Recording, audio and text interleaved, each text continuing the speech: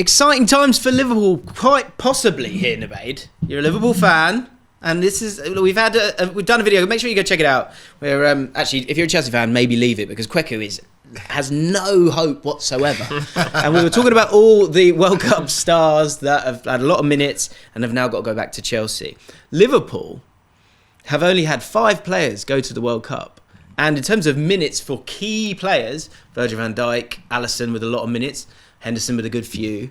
But aside from that, I know it's a big shame, the Luis Diaz thing, but Robertson, Firmino, Salah, Thiago, so many players are fresh for Liverpool.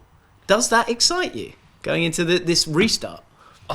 My theory. It has to excite you. The thing is, though, I think if you play in the World Cup, you're coming back into the Premier League in full fitness, in full flow, in like full match practice. I think if you've not been at the World Cup, you're almost like going pre-season back to the Premier League. That's my only slight concern. Here's my counterpoint to that. I feel like Liverpool is different when it comes to that because Liverpool play so many games and it's so high intensity. Even Man City, obviously, they play so many games, right? But they control the ball. It's at their tempo. And that is easier to get through those games and manage those games. The way that Liverpool play is really high intensity a lot of the time. And with so many games, Saturday, Tuesday, I think Klopp said several times where he just doesn't really get any time with his players. And when we're talking about Chelsea, the problem that Potter's got is that he wants as much time as possible, but they're not there. For this Liverpool side, he's got a really nice chunk of time to get this team mentally and physically and tactically in a situation where they can go and attack the league, because that's where Liverpool are best. I felt like Liverpool were super drained, super drained, and the World Cup couldn't come quickly enough. And I think now they'll be refreshed. Problem there is like 3 of the players mentioned who've played the most minutes in terms of Liverpool players that have been away are Alisson, Van Dijk and Henderson, who are like the base of that team, along with obviously Trent, who hasn't played too many minutes. But them 3 have played a lot, and then you've had Fabinho coming back. I actually do think Liverpool will be better than they were in the first part of the season. I think there definitely were some players who wanted to make sure they were 100% for the World Cup, which I think is completely fine. My only sort of like caveat to that is losing Luis Diaz, Darwin Núñez coming back after some issues at the World Cup. I think there's a lot of players, there's just like a mishmash of form, mishmash of fitness, and that is always a worry for me when it comes to Liverpool. Because when you think about Liverpool at their peak, you're going 11, 12, 13 players in peak fitness, playing full form, all guns blazing.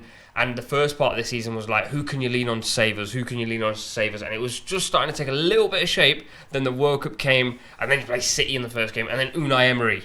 And no one wants to play against Unai Emery. So there's and I guess, that. Yeah, the resurgent Leicester City, Brentford, who knows what kind of sort of shape they're going to be in with the Ivan Toney stuff and how that will affect their form. How do you feel about this? You know, Nabaid went after you. I joined him in terms of your lack of hope for Chelsea. Do you think he's been a bit too calm when it comes to Liverpool? I think there's a lot of things in place that look feel good for him. I've got full faith in Liverpool. I've seen them in this position before, and for Liverpool fans, they're looking at the top of the table, and they're looking at that 10-point gap to City. That's doable. They did that last season. I fully expect Liverpool to come back and hit the ground running. They can't play much worse than they did in the first part of the season. There was some awful results in there. The one against Nottingham Forest away, that was a terrible result for Liverpool. Lost to Leeds as well at home, and that was devastating as well. So I think with Liverpool, it's mentality for them. They've got the players, they've got the ability, and some of the key players not going to the World Cup is only going to serve them well heading into the winter months of the season. I think Liverpool will be fine. I think it depends what their goal is, though. It's what they're aiming for, because for the last 2-3 years, 4 years, it's been title. They've always been aiming for the title. Is it top 4 this season? Because that will probably tell you, in terms of assessing where Liverpool are going to be towards the back end of the season, what their goals is, what their ambitions are. Is it going for top 4, or is it trying to win the title? I can ask you that question. I think when we come to the end of January, once you've played against Villa, Leicester, Brentford, Brighton, Chelsea in the league, I think at that point you'll know, are we competing for the title? Are we competing for the top 4? Because at the moment Liverpool are, I think, 7 points off top 4 with a game in hand. Call it 4 points then, and then you're looking at City. Personally, I'm not looking at Arsenal. I think Liverpool also will not be looking at Arsenal. They're not Get in the comments, guys.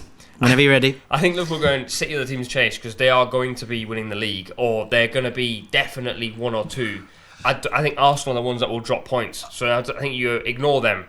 10 points. If you get closer to them, you get close to whoever is at the top. I don't necessarily buy into that though, because that's then you assuming that Liverpool finish ahead of Arsenal. Then you think that Arsenal dropped that many points, that Liverpool are chasing City, so in Arsenal's decline, Liverpool are going to end up finishing ahead of a team that are 15 points ahead of them. The team that's going to win the league or definitely be in the top 2 is City. I don't know if Arsenal will be in the top 2 come the end of the season. So chase the team that you know is guaranteed to be. Do you know what's there. also nice about that is I think that's quite a nice framework where you go, okay, 10 points, yep, that's far in the distance, but we can get there. We've kind of done that before, and Man City, I think, resoundingly thought of as the best team in the league. So I can understand that.